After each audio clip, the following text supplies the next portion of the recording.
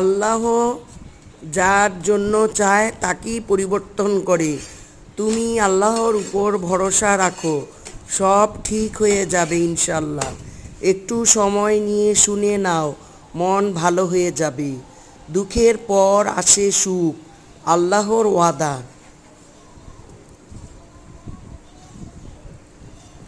সকালে ঘুম থেকে উঠে এই দোয়াটি পড়ো, আলহামদুলিল্লাহিল্লাযী